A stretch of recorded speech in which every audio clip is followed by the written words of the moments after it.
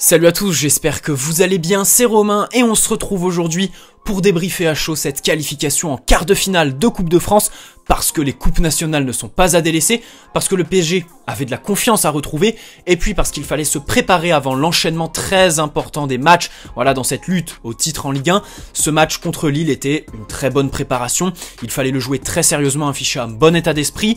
Le 3-0 est sûrement sévère pour les Lillois, beaucoup de réalisme, d'efficacité du côté du PSG, notamment en première mi-temps. Un penalty stoppé par Keylor Navas, on va revenir sur Navas et se poser la question, est-ce que Navas est pas à son prime actuellement en termes de confiance? C'est incroyable, je pense qu'il peut remercier Kurzawa parce que c'est grâce à des joueurs comme ça qu'on voit tout le talent de ce genre de gardien, voilà, merci Kurzawa. Par contre, il s'agirait de dégager très rapidement du PSG. On va revenir sur la performance d'Abdou Diallo, voilà.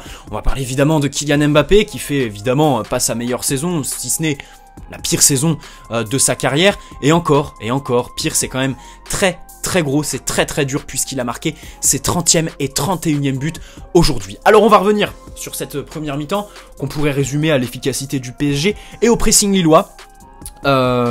Les deux vont ensemble, c'est-à-dire que en termes d'efficacité, le PSG a été redoutable.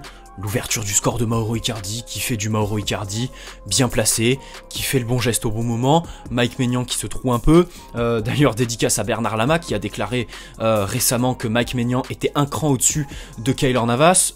Fumez-tu, voilà. Le PSG qui a donc bien géré le pressing des Lillois. Merci à eux pour le bloc haut et tout ça. Voilà, on sait tous qu'avec Christophe Galtier, ça propose du football, ça joue, ça produit du bon football, les circuits sont fluides, et puis surtout sans ballon, ça se livre. Donc la ligne de défense était assez haute, ça a d'ailleurs fait du bien à Kylian Mbappé en fin de match, son doublé est magnifique, la pointe d'accélération est extraordinaire, et puis la finition, c'est un but à la Kylian Mbappé, voilà, qui en a profité aussi pour fusiller les cages, les filets du Parc des Princes, pour doubler la mise un peu avant la pause. Le PSG, donc oui, on va revenir sur ce pressing lillois. D'habitude, voilà, quand le PSG, tu mets un pressing contre eux, on peut revenir sur les matchs contre Monaco, je dirais pas Nantes ce week-end, puisqu'en fait ce week-end on a payé la très mauvaise gestion de la profondeur en fait et les ballons longs du bloc bas mis en place par Nantes. Là on avait affaire à une toute autre équipe qui proposait un tout autre football, c'est-à-dire qui était vraiment axé sur l'attaque. Donc les sorties de balles du PSG étaient gênées par ce pressing qui visait à faire jouer long et précipité. Finalement, ça a été très bien géré et bon, évidemment, Marquinhos comme d'habitude, les ballons pieds en rupture, on l'a encore vu 2 ou 3 fois je crois ce soir, ça fait très plaisir. J'aimerais aussi m'arrêter sur Abdou Diallo qui revient bien, je pense que Pochettino a son rôle là-dedans, Pochettino a clairement relancé Abdou Diallo qui est arrivé pour 35 millions d'euros, des blessures, des mauvaises performances, voilà, il faut être lucide avec Abdou Diallo, il y a eu les blessures, l'irrégularité, des moments où on comprenait pas trop, je crois qu'il y a même eu une opération suite à un trop grand nombre de blessures, je crois que c'était au dos si je me trompe pas, mais il y avait aussi de mauvaises performances, on peut penser à son match aller contre Manchester United en phase de poule en début de saison. Là il revient très bien, que ce soit à gauche ou dans l'axe, c'est quelqu'un qui est très serein. Alors je vais pas tenter la comparaison, mais c'est à dire qu'on a perdu Thiago Silva cet été, et au-delà du fait qu'on ait perdu notre capitaine, un des meilleurs défenseurs du monde, on a aussi perdu quelqu'un qui apportait de la sérénité et qui gérait la profondeur. Et là-dessus, je vous spoil, j'ai préparé une vidéo assez originale on va dire, là-dessus, sur la profondeur. Je vous en dis pas plus, ça sortira en fin de semaine, mais il y a une vidéo là-dessus, on va pas parler d'Abdou Diallo, mais on va parler des deux autres, Kimpembe et Marquinhos.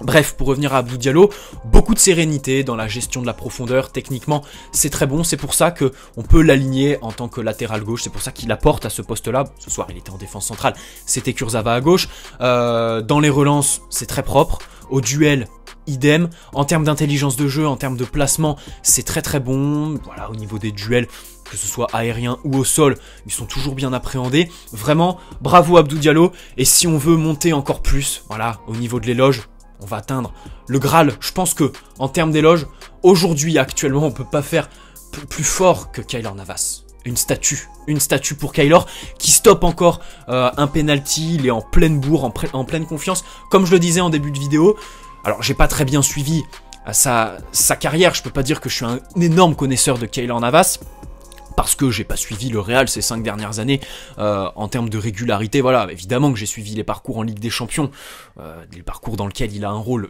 primordial, mais voilà, j'ai pas regardé le Real Madrid le samedi à 15 h en Liga. Mais je pense que là, actuellement, on peut parler de prime pour Keylor Navas, qui est quand même en pleine confiance, en pleine bourre.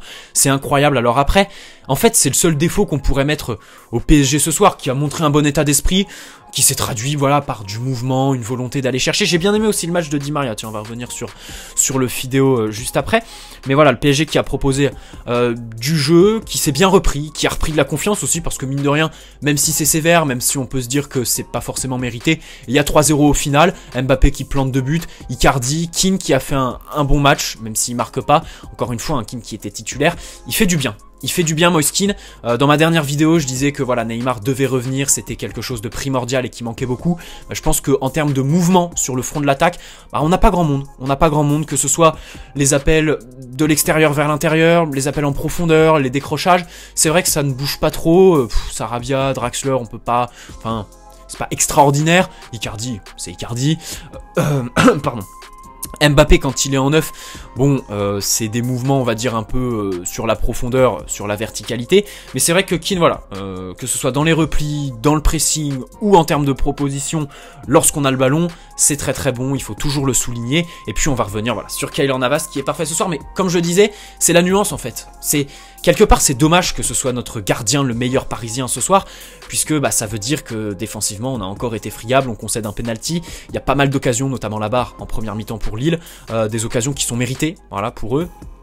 Le PSG qui a pas su, voilà, avec des latéraux dépasser, mais dans tous les cas, Keylor Navas fait encore une fois ce soir un excellent match, et on peut aussi se poser une autre question. Quelle serait la saison du PSG? Quel visage aurait notre saison sans Keylor Navas? Qu'est-ce que ce serait sans lui? S'il vous plaît, qu'est-ce que ce serait sans lui? Et j'ai envie d'avoir une petite dédicace pour quelqu'un qui me suit sur Twitter, voilà, qui m'a dit: on a le meilleur tireur et le meilleur stopper de penalty au monde actuellement au PSG, et je trouve que c'est vrai. Voilà, je trouve que c'est vrai. Avec Neymar, on a le meilleur tireur avec ses fameuses Paradinha. Neymar qui devrait revenir dimanche, alors pas en tant que titulaire. Visiblement, ça parle d'une entrée en cours de jeu à Lyon, on le rappelle, déplacement crucial. Voilà, dimanche soir, il faut absolument gagner.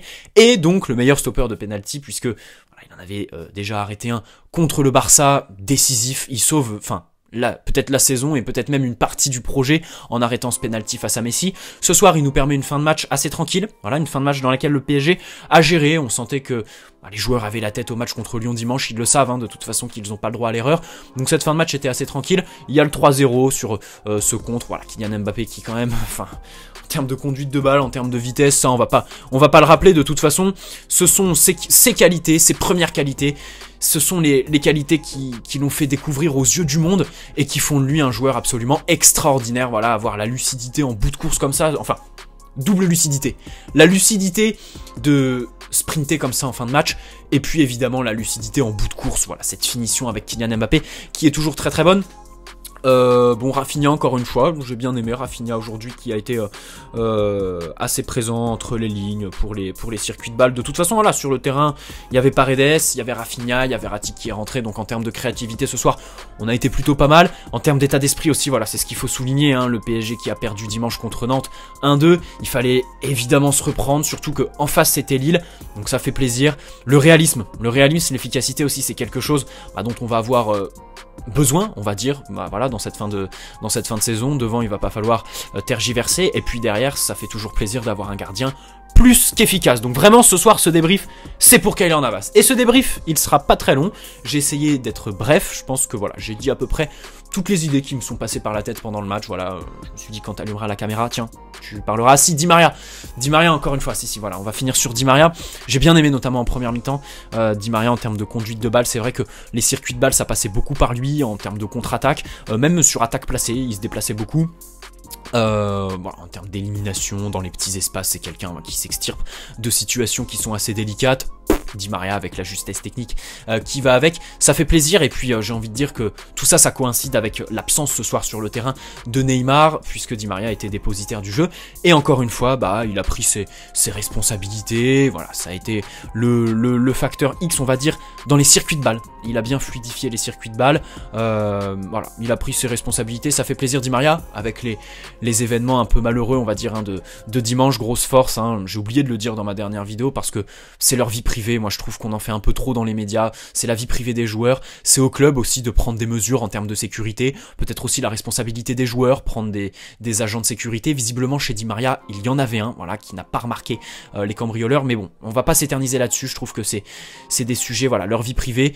Tout ce que on peut dire, je pense, nous, en tant que supporters, bah, c'est être derrière eux, faire des banderoles, leur souhaiter plein de courage, leur envoyer, voilà, plein de positifs aux familles respectives de Di Maria et Marquinhos, et puis une pensée à Choupo-Moting, Thiago Silva, Icardi plus récemment, puisque c'est vrai que les cambriolages, bah, c'est quelque chose qui... On en a fait tout un pataquès dans les médias. Il y a d'ailleurs eu la une de l'équipe hier matin, je crois. On en a fait beaucoup dans les médias, mais il faut savoir que au sein de l'effectif parisien, bah, les cambriolages, c'est vrai que malheureusement, bah, c'est assez répandu. C'est pas la première fois, c'est absolument pas la première fois, et c'est dommage que ce soit que maintenant qu'on en fasse tout ça. Alors évidemment, il y a eu les événements pendant le match, mais bref, pour faire court, courage à Di Maria, force aux familles respectives de Di Maria et Marquinhos, et puis on espère que ces actes, voilà, inadmissibles, bah, ne vont plus arriver, et la clé pour ça, c'est éventuellement que le club paye des agents de sécurité aux joueurs, mais pas que pendant 15 jours ou un mois, voilà, il faut le faire sur la durée évidemment, et puis aussi bah, peut-être la responsabilité des joueurs, même si bon, on va laisser la police aussi enquêter, puisque je crois qu'il y a eu 2-3 histoires autour de ces cambriolages dimanche. Bref, je vous laisse faire vos recherches, on va pas rentrer dans le débat closer, TPMP et tout le bordel. Très bonne soirée à tous, merci, voilà, 3-0 ce soir, ça met en confiance. Évidemment, on se concentre sur le match de dimanche contre Lyon, ça va être très important, primordial, il faut absolument aller s'imposer chez les Lyonnais, voilà, Lille qui va jouer Nîmes, voilà, et Lille qu'on va retrouver très prochainement, ça fait plaisir, on va les retrouver encore au Parc des Princes en Ligue 1 pour le titre de champion. Vraiment, perso les gars, j'ai pas peur, je suis absolument excité par cette fin de saison en Ligue 1 qui est palpitante, et c'est vrai que bah voilà, ça fait plaisir. Alors maintenant, c'est vrai que à la différence de 2017 quand le titre nous échappe face à un Monaco absolument extraordinaire, bah c'est vrai que là, si on est champion, ce sera un sacré braquage. Et puis si on n'est pas champion, on pourra s'en prendre qu'à nous-mêmes. Voilà, très bonne soirée à tous les gars. Allez Paris, ciao.